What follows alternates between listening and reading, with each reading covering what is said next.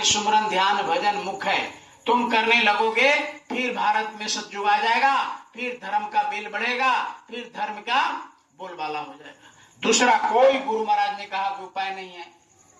इसलिए सारे सत्संगियों को आदेश दिया। कितना अच्छा आज आप लोगों ने 7 बजे आ गए सुमरन ध्यान भजन करने के लिए।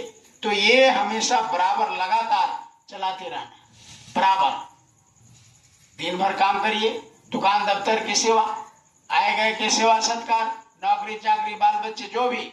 गुरु महाराज ने कहा कि कोई साधु नहीं बनेगा घर छोड़ करके। अगर तुमने घर छोड़ करके और साधु बन गया कहीं चले गए तो तुमको कभी कल्याण नहीं होगा।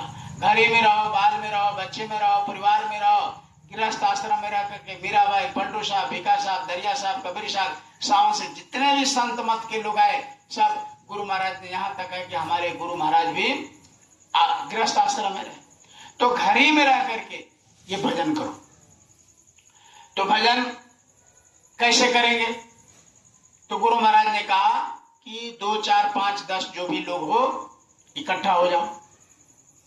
भोर में तो अपने अपने घर कर लीजिए, अपने परिवार में उठकर, लेकिन शाम को सामूहिक रूप से एक साथ बैठ गए और सुमरन 15 मिनट, ध्यान 15 मिनट, भजन 15 मिनट और प्रार्थना कर लिया, गुरु एक पत्रिका पढ़ लिया, बस आरती। वहां कोई गपशप न करो। भजनानंदी टोली जहां भी चले वहां कोई बात नहीं, बस सुमरन ध्यान भजन खत्म हुआ, अपने अपने स्थान पर अपने अपने घर चले जाइए। इस तरीका से रोज के रोज शाम के समय इकट्ठा हो गए। हाँ, कोई संख्या नहीं है ज्यादा गांव में तो साप्ताहिक कर लीजिए। तो इस तरह से गुरु महाराज का ये हुक्म है। अगर हम इस कार्य को करते हैं तो गुरु महाराज की दया कृपा बरसेगा। अगर आपने इस काम को नहीं किया, चाहे जो भी कुछ करिए, जो भी कुछ कर लीजिए, उसे कुछ होने वाला नहीं है।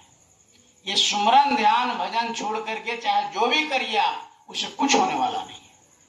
इसलिए सभी प्रेमियों को यह आदेश है, हुक्म है। ये देखिए बराबर हम ये बैनर लगाते हैं। तो गुरु महाराज क्या हुआ, 30 तारीख को आए कहाँ, लखनऊ में रक्षाबंधन। वहां भी सत्संग नहीं किए, केवल दर्शन दिए। फिर वहां से चले गए पंचमढ़ी, और पंचमढ़ी में जाकर गुरु महाराज ने मुंह खोले और कहे कि देखो जगह जगह भजन होने लगे, देखो मैं ठीक हो गया। अब बड़ा बड़ा काफिला निकलेगा, सत्संग होगा। और आपने देखा होगा कि गुरु महाराज पंचमढ़ी से आए, अब फिर काफिला निकाले, सत्संग। तो गुरु महाराज ने एक तरह से इशारा किया था कि सुमरन ध्यान भजन तुम करो, नहीं तो मैं न सत्संग करूंगा, न नामदान दूंगा और न दर्शन दूंगा। तो इस तरह से बहुत, और उसके पहले पूरे जिला के, आप जो अध्यक्ष होंगे पूरे भारत के पूछिएगा, गुरु महाराज ने कितने बार उनको बुलाकर गुप्त मीटिंग किया था, लेकिन पता नहीं मीटिंग का क्या हुआ, कुछ भी नहीं बताते थे लोग। लेकिन गुरु महाराज ने 12-13 मीटिंग किया लोगों को बुला करके, लेकिन उनमें यही बात था कि जगह जगह भजनानंदी टोली चलाओ। जब नहीं चलाए तब गुरु महाराज चुप होकर के भीमताल चले गए थे। इतना बड़ा भीड़ लगा था, गुरु पूर्णिमा में गुरु महाराज आए ही नहीं। एक दिन लास्ट में 15 मिनट के लिए आए और गुरु महाराज अपना परिचय दिए। तो कहने का मतलब है मेरा कि ये साधना शिविर हर गुरुवार को चल रहा है, ये गुरु महाराज के भंडारे के अवसर पर।